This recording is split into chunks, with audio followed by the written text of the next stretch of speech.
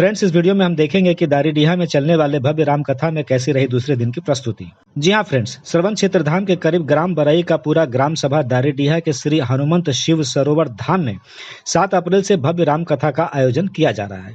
ये 5 दिवसीय रामकथा दयाराम दास जी के सानिध्य में कथावाचक शीतल जी महाराज वाराणसी तथा कथावाचिका मानस माधुरी सुनीता शास्त्री जी प्रयागराज द्वारा किया जा रहा है, जिसकी परिकल्पना जयशंकर सिंह ने की है। आइए देखते हैं दूसरे दिन की कथा। के चरणों में मेरा बारंबार प्रणाम स्वीकार हो। जिनकी कृपा से पंडाल हरा भरा हुआ है, ऐसे समस्त ग्रामवासी, क्षेत्रवासी, नगरवासी, जहां तक मेरी आवाज जा रही है,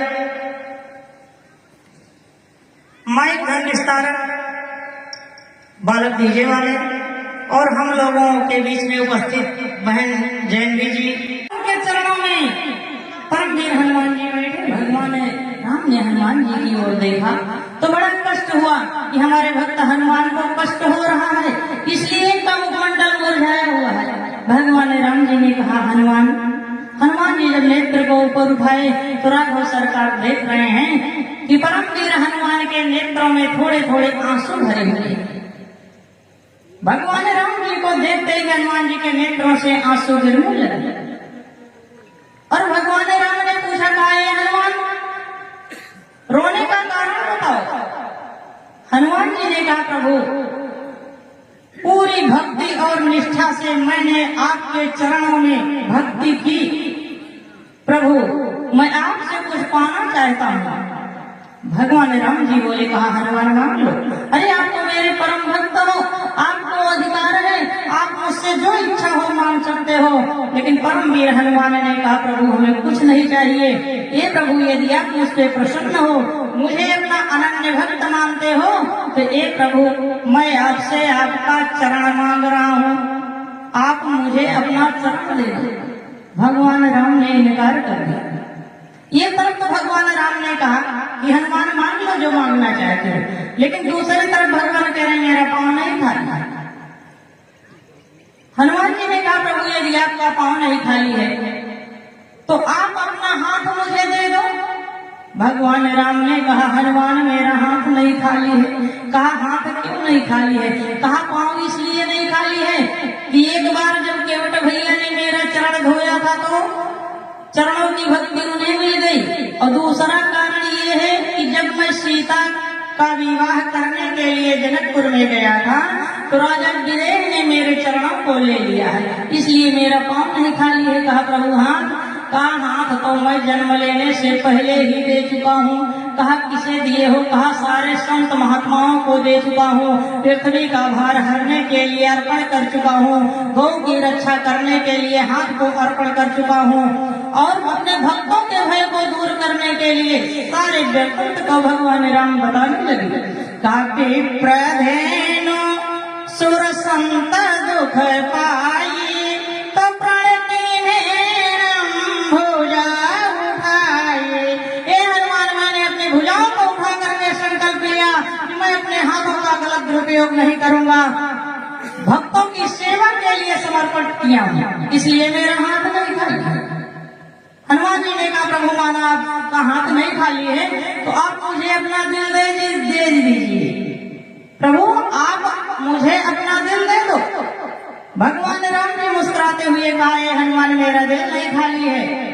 हनुमान जी ने पूछा, कहा, प्रभु आपका दिल क्यों नहीं खाली है?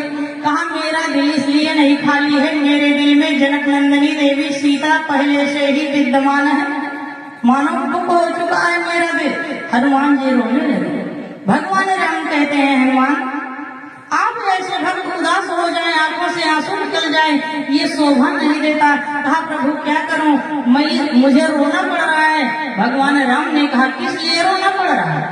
परम वीर हनुमान ने कहा, ये प्रभु मैंने आपसे आपका पैर मांगा, आपका पाँव नहीं खाली। मैंने आपसे आपका हाथ मांगा, आपका हाथ नहीं खाली। ये प्रभु मैंने आपसे आपका दिल मांगा, आपका दिल नहीं खाली है, इसलिए मैं रो रहा हूँ।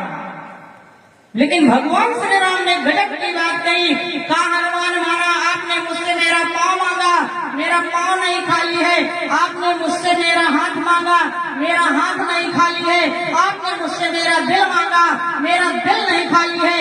हे हनुमान, तेरा दिल खाली है, तू अपने दिल को खोल दे, मैं देवी सीता सहित तेरे हृदय में विद्यमान हो जाऊं। वहीं परम वीर हनुमान अपने दिल को फाड़ देते हैं और भगवान राम सीता सहित हनुमान जी के हृदय में विद्यमान हो जाते हैं। बोलिए राजा ओ माला मुझे ला दो भजन के जो। और जैसे भगवान भोलेनाथ समाधि से जागते हैं, लेकिन इसके पहले भगवती सती अपने किए पर इतना पश्चाताप कर रहे थे कि अपना मन भगवान राम के चरणों में लगाते हुए कहती हैं कि जाओ प्रभु दीन दयाल कहावा, आरती भजन वेद यश गावा।